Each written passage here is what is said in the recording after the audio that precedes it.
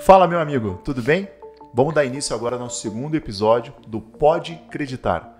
Meu nome é Marcelo Tetter, estou juntamente aqui com os meus sócios Humberto Cotsifas, Franciele Fornara. E agora vamos dar continuidade. E a primeira pergunta, tá?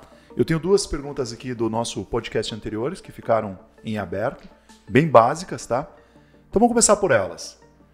O pessoal perguntou aqui qual é a diferença básica entre um advogado e um contador, Franciele? De forma bem básica, o que cada um faz dentro de uma empresa? O advogado ganha dinheiro, né?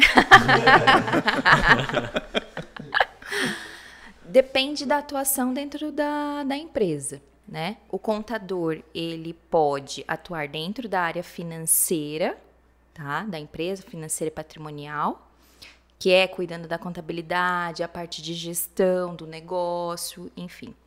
Ele pode trabalhar na parte da controladoria, que é a entrega dos resultados, e aí cuidando de várias áreas, tá?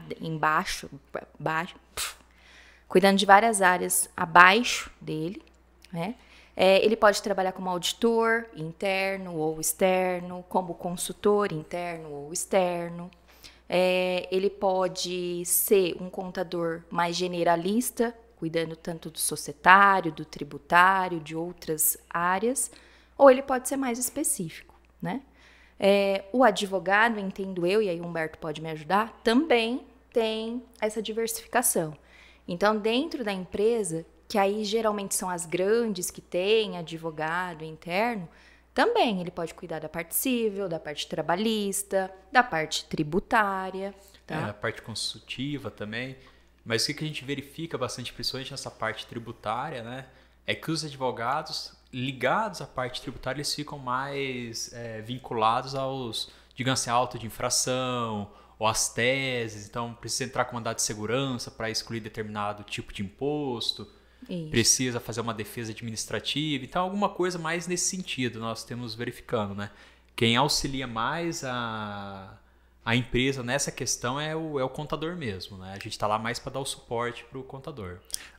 Isso, o contador ele vai fazer toda a parte do cálculo, cuidar dessa parte, contabilizar, enfim, identificar a oportunidade, né? E a gente valida com a legislação tributária daí. Isso é até muito interessante, né? Porque a ADM-Tax, ela vem... a força dela total é praticamente a área administrativa, né? Isso. E você era advogado já há muito tempo aqui em Maringá, na região noroeste, e você fazia o direito tributário, né? Você cuidava, né? Me explique por quê, qual que foi a tua diferença de você... Assim, por que você não continuou fazendo toda a consultoria? Por que você veio para uma sociedade de consultoria tributária e você não ficou dentro do teu direito tributário fazendo isso? Que na verdade a gente começou, né, a trabalhar mais fazendo justamente o que eu tinha falado, fazer defesa de auto de infração, entrar com algumas teses, mas digamos assim, a judicialização, tá? Então a gente trabalhava mais com essa área e nós começamos a verificar que tinha uma carência muito grande nos empresários nessa parte administrativa, essa parte de levantamento de crédito, verificar se está certo os procedimentos contábeis internos ou se não está, né, referente a crédito. E foi com base nisso que foi crescendo uma vontade de montar alguma coisa nesse sentido, né? Utilizar a expertise que nós temos na questão de legislação jurídica, né? Com a parte administrativa contábil. E aí foi por isso que até a história da DMTX nós fomos juntando, né? Juntamos a Fran, que vem dessa parte contábil, juntou eu, que é a parte jurídica, e o Marcelo, que gerencia bastante essa parte, principalmente a comercial. E olha que legal, então o nome do podcast, né? Pode acreditar? E aí que vem a dúvida, né? Porque quando você pega a empresa, tem coisas que você pode, né, Fran? E tem coisas que você não pode, né? Então, quando você vai pegar aquelas 400 e poucas mil normas, é exatamente essa... Porque se você fizer errado, e agora começa a ver aquele meme, eu vejo aquele meme na minha cabeça, que aparece um gatinho e com um cara de bigode, e eles começam a brigar, né, com a Receita. Então, você me entregue seu imposto. Daí a Receita grita, não, mas você que me fala. Aí eles começam a discutir, porque se você fizer errado, né, quais são as penalidades, né? Como que funciona, Fran? Então, nesse caso, o contador ele tem condições de olhar a legislação, interpretar, mas ele não tem toda a expertise do advogado. Então, o trabalho em conjunto é super importante, porque às vezes você tem a oportunidade ali, o contador sabe que tem, ele sabe como implantar isso do ponto de vista contábil, mas talvez ele não tenha a ideia do tamanho do risco em relação àquela oportunidade. E aí é que entra a parte do advogado, de analisar qual é o risco. Né? Mesmo sendo administrativo, como que eu posso fazer isso do ponto de vista jurídico? Então, o trabalho sempre é em conjunto. Que essa parte, inclusive, foge até um pouquinho do contador, porque, lógico, existe a interpretação da lei, mas existe também a interpretação que os órgãos jurisdicionais entendem sobre o assunto. Exatamente. Então, às vezes, quando você lê uma lei, dá a impressão que está tudo certo, que é preto no branco, e muitas vezes não é. Abre mais para uma interpretação e talvez o judiciário entende de uma maneira, a Receita Federal, né, entende de outra maneira. Então, você tem que estar sempre antenado em todas essas posições para levar algo seguro para o cliente. Exatamente. E eu acho legal agora uma coisa, vou fazer aqui uma coisa pontual, que acontece no dia a dia, que você vê nas grandes empresas e que você demora, que você vê qual que é a demora do ganho. Porque o contador ele vai esperar uma norma ela ser entregue pela Receita, que ela normatize isso, que ela transfira isso para estar valendo. Uhum. Só que as normas, Humberto, elas começam a nascer no legislativo, né? Então, e daí, vamos supor, sai uma decisão do STF, STJ. Teoricamente, dependendo de como você está interpretando ela, você já pode fazer a utilização, você concorda? Isso, exatamente. Só que o contador, na tua empresa, ele vai esperar que a Receita se pronuncie. Só que a partir do momento que o STF já se pronunciou, ela já está valendo. E aí a gente consegue ver... Isso. Só um parênteses, isso pode demorar anos. Então, às vezes, o empresário pode ficar lá 3, 4 anos pagando um tributo que o judiciário já falou que é indevido, ou não é daquela maneira, ou a alíquota é menor. Ele pode continuar pagando isso e demorar 3, 4 anos até a Receita Federal fazer essa mudança de entendimento interno deles. Porque para a Receita é cômodo, né? Tá entrando dinheiro, não tem por que eles correrem para renunciar a determinado valor. E eu vou usar até um termo agora. Parece que a Receita, ela usa uma demência temporária.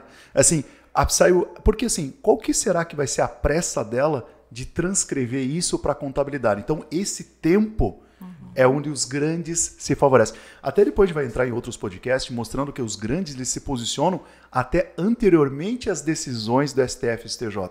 Eles já vão se posicionando as empresas porque o tempo é dinheiro. E cada oportunidade dessa, então olha a diferença. Hoje nós estamos falando com o empresário médio e pequeno aqui no Brasil, e essa é a nossa ideia. Hoje ele tem o desconhecimento da norma literal que já está disponível pela Receita. Olha só, a maioria do nosso trabalho a gente pega o check-out então, de uma empresa, a gente vai explicar agora no próximo passo, ele vai interpretar a lei. A maioria das oportunidades que a gente vê já estão na legislação e você, empresário, não está usufruindo, já está escrito e você não sabe. O grande, ele já está na discussão do que o STF, STJ lá no início vai se posicionar. Então hoje é importante, então assim, por isso, mas o teu contador, ele vai acabar tendo uma ação dentro da empresa depois que a Receita, e a gente costuma acontecer isso muito, né, Fran? Vou esperar Sim, porque o entendimento é que isso é o mais seguro, né? E não é, né, Humberto? O seguro é depois que como funcionam as leis, que a partir do nosso legislativo ele já se pronunciou, né? Exatamente. O judiciário, desculpe, né? Exatamente. Franciele, pegando essa base, me explique para mim, então, como que é a descrição? Primeiro, o que é uma consultoria tributária? A gente já falou nos outros blocos, mas quiser falar resumidamente de novo. E como funciona o nosso processo? Então, como que ele funciona na parte técnica? E depois vou pedir para o Humberto explicar mais na parte comercial como funciona. Tá. A consultoria é um prestador de serviço para a empresa que tem o objetivo de auxiliar a empresa na parte de gestão tributária, especificamente, né? No nosso caso. Então, a gente vai entrar na empresa e, em conjunto com a equipe técnica, a gente vai analisar todo o processo da empresa, toda a parte tanto fiscal quanto de procedimento, para a gente poder identificar oportunidades tributárias dentro da empresa, tá? Falando um pouquinho dos nossos produtos, né? Porque a gente não pode se limitar só a crédito, né? A gente tem a parte de diagnóstico de oportunidades, que é a fim de identificar oportunidades tributárias, créditos ou pagamento a maior.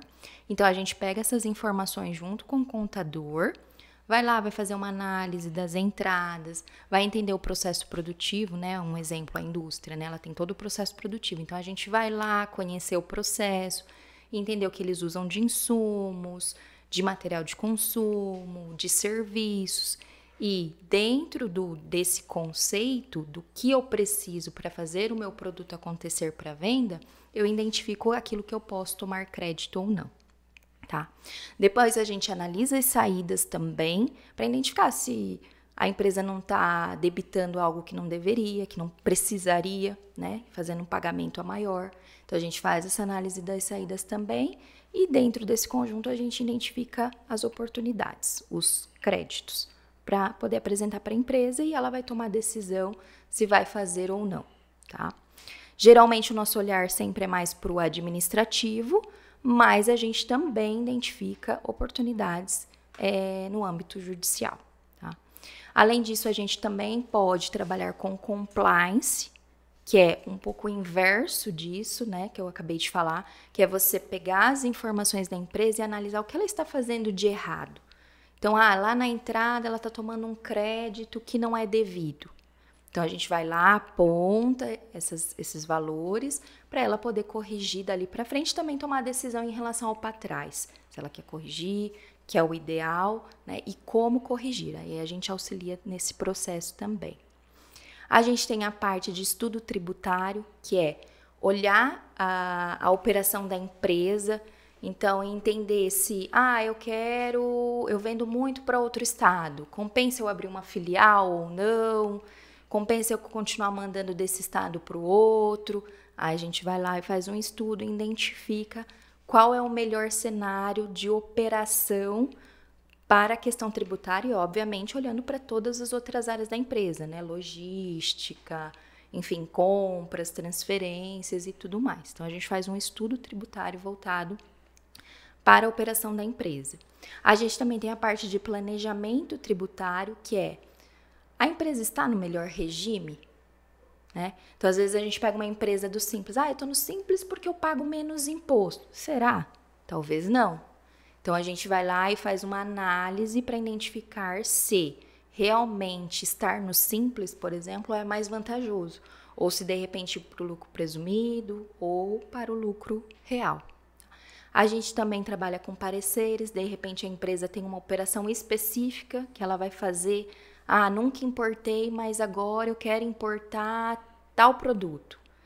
Qual é o impacto disso para a minha empresa? A gente vai lá, faz todo um parecer para a empresa ficar segura daquilo que ela vai fazer. Tá? Ou a gente identificou um crédito que para a gente entende que é um risco alto. Então, a gente vai lá e faz um parecer apontando os riscos para a empresa, para ela tomar a decisão se ela quer continuar fazendo ou se ela vai parar e corrigir o passado.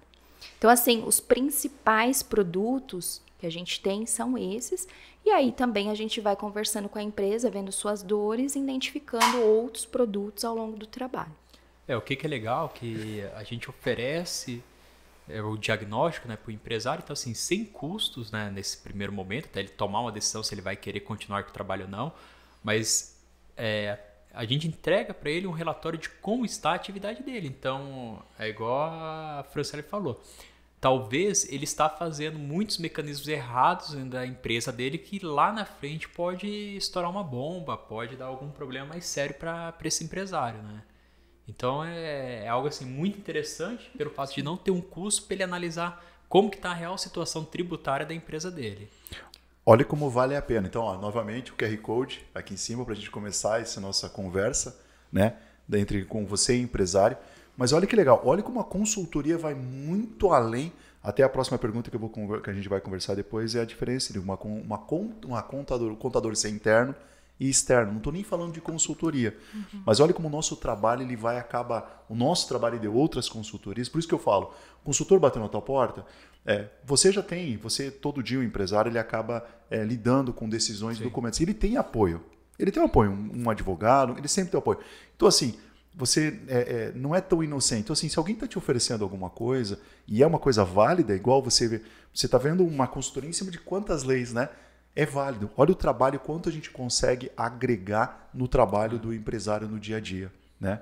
Até vou te falar aqui uma pergunta. E comercialmente, Humberto, o que se precisa de documentação do empresário?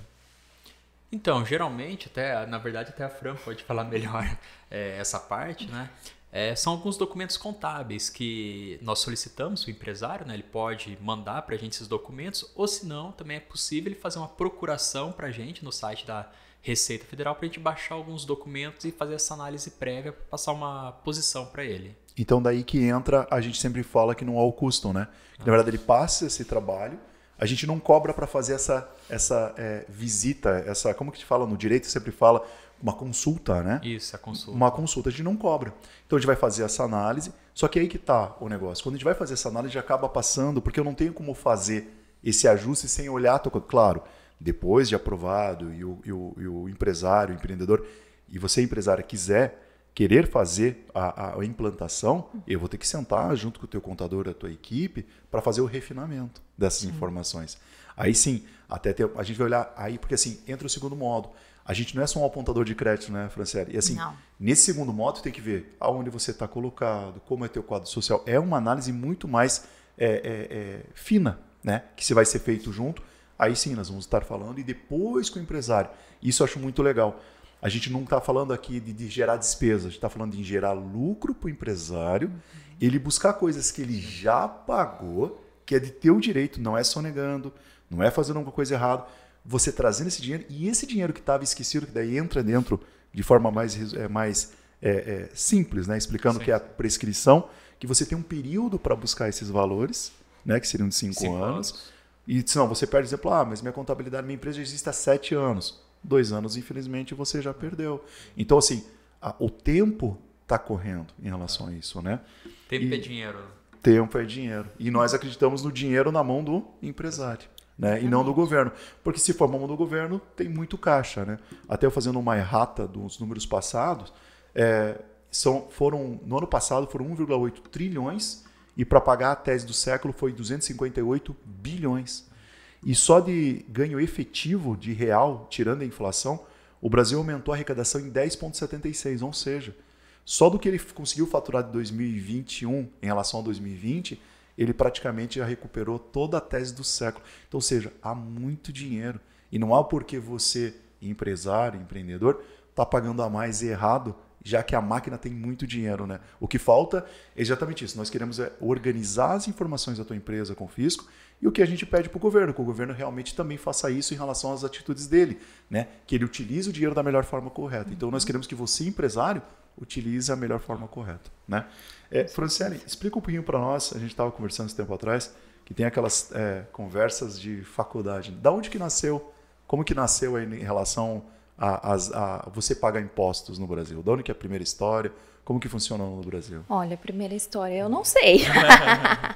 Mas eu tenho uma história boa, que é do Tiradentes, que lá na época do Brasil colônia, quem era dono do Brasil era Portugal. Então, Portugal ele cobrava 20% sobre a produção, principalmente de ouro. Então, isso representava aí 1/5 era de impostos. E o brasileiro odiava tanto ter que pagar esse imposto que ele apelidou de Quinto dos Infernos. Foi daí que surgiu o Quinto dos Infernos. E com isso, a gente já sabia que tinha desvios naquela época. Surgiu um movimento, uma revolta, que aí foi chamada de Inconfidência Mineira, e era liderado por Tiradentes. Só que aí teve um traíra nesse movimento, né? Para ele poder quitar a dívida dele, que ele tinha com Portugal, ele foi lá e entregou o movimento para a coroa portuguesa. E aí, com isso, foi descoberto todo esse... Porque, assim, qual era a ideia da Confidência Mineira? Era eles queriam libertar o Brasil de Portugal, né? A parte de Minas Gerais. E aí, com isso, a coroa portuguesa descobriu e acabou com o movimento, prendeu, né, todo mundo, e o Tiradentes ele foi morto, né, em praça pública.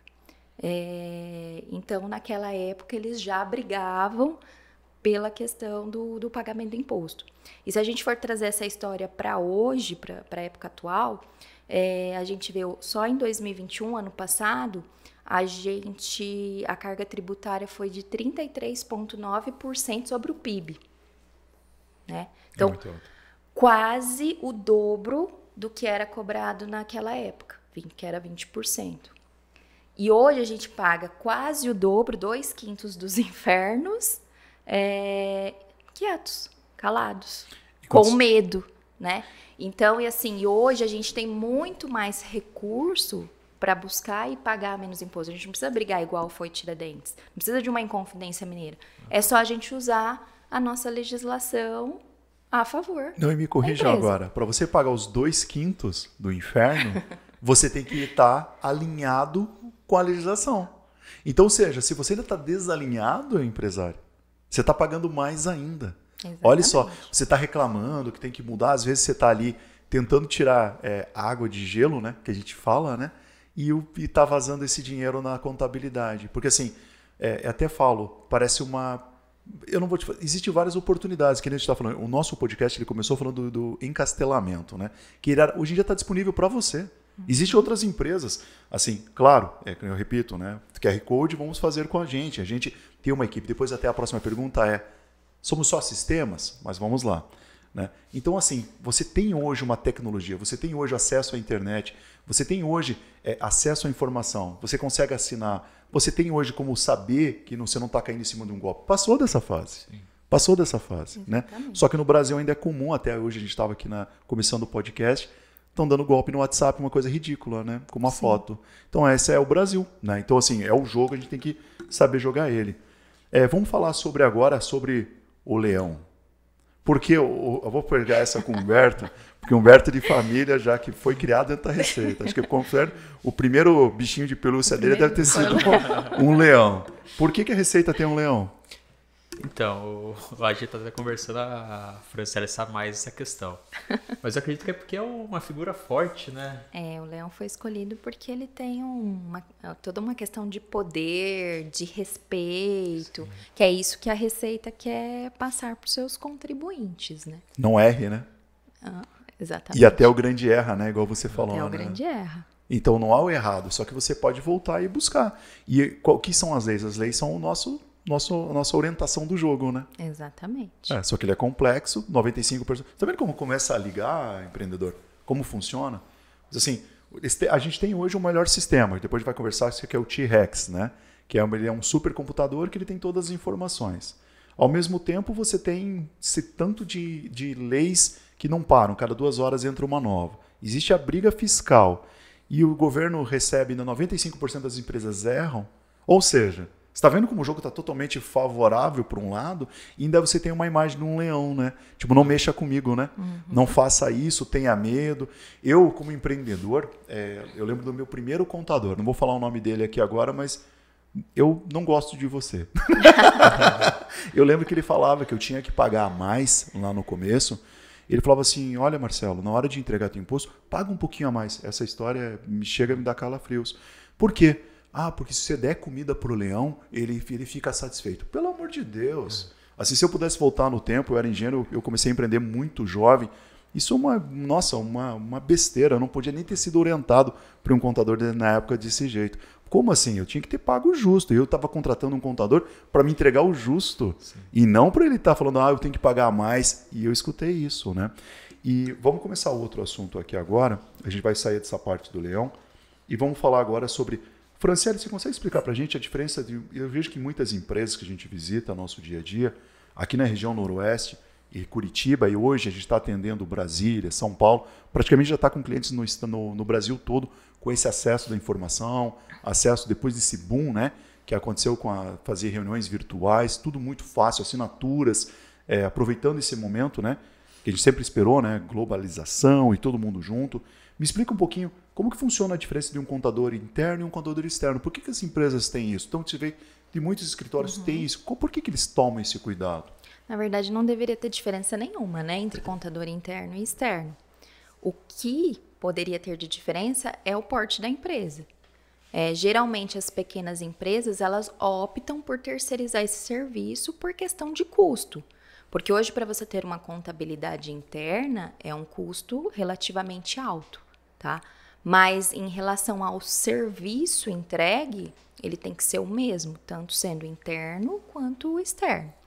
A questão é que o externo, geralmente, ele é um escritório de contabilidade e que ele trabalha com vários segmentos, várias atividades. Então, ele não tem uma especificidade de um determinado segmento. Alguns optam por fazer essa segmentação, mas a maioria não.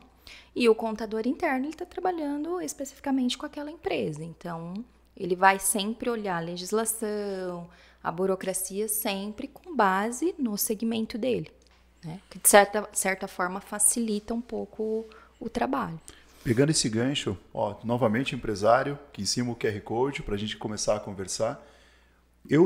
Todo dia eu estou conversando com empresários, né? Eu sou totalmente o comercial da empresa, eu sou o primeiro relacionamento com o empresário e eu gosto muito disso. E tem muitas empresas grandes que a gente vai, não estou falando dessas gigantes que eu citei no começo, mas grandes na região, e que o que acontece? Principalmente em São Paulo, você vê com uma preocupação, hoje a consultoria está interna. Olha que loucura. O pequeno e o médio, ele tem um contador. E às vezes até ele remunera muito mal esse contador. Inúmeras vezes você vai ver o empresário, ele vê isso. O cara mais importante que vai fazer uma mudança, ele é mal remunerado. E olha que ele tem muita atividade. E olha só, ele quer cobrar às vezes o tom da consultoria. As grandes empresas, como ela se comporta com a consultoria? Eu vejo às vezes a consultoria interna também. E mesmo a consultoria interna, o grande, quando eu estou falando do gigante lá do começo, ele contrata também a consultoria externa. Me explique por que o grande ele enxerga tão forte o consultor hoje. As empresas grandes, geralmente, ela tem um poder aquisitivo para ter áreas dentro da empresa que o pequeno e o médio não têm, né? Então, geralmente, essas grandes empresas, ela tem uma área jurídica, ela tem uma área de controladoria, uma área de consultoria interna, uma área de auditoria interna. Só que mesmo assim, elas também optam por terceirizar parte desses serviços. Então, os terceiros, eles trabalham em conjunto com os que estão interno. Por que ter interno? Porque o interno, ele conhece todo o processo da empresa. Ele vai saber o que dá certo e o que não dá, o que é viável e o que não é. Aquilo que a gente conversou lá no episódio anterior. Eu posso ter uma lista de oportunidades. De repente, aquela oportunidade até se encaixa dentro do ponto de vista jurídico para aquela empresa. Mas, às vezes, operacionalmente, eu não consigo implantar. Para o empresário, ele vai sair mais caro do que usar a oportunidade. Então, essas pessoas internas, elas auxiliam nesse sentido e fazem a máquina se mover, né? E o terceiro, ele vem para auxiliar, para ajudar na atualização e trazendo coisas novas, na parte de parecer mesmo, discussão, pensamento diferente, uma análise diferente. Então, o grande, ele tem esse pensamento. O pequeno e o médio, muitas vezes, ele não consegue ter o interno. E o externo, às vezes, ele não busca pela questão da informalidade, que a gente também já comentou, ou por não ter o conhecimento do quão importante é você ter um consultor, uma consultoria na sua empresa para buscar essas oportunidades. Então, pessoal, pegando esse gancho, está muito interessante toda essa conversa. Vamos estender para o próximo bloco, porque a gente vai começar a falar agora de sistemas, como funciona uma consultoria, se consultorias são simplesmente sistemas que você coloca a tua informação. Tem bastante coisa interessante para a gente conversar. Acho que é melhor, né? Vamos nessa? Sim, até mais, pessoal. Então tá bom. Até mais. Tchau, tchau.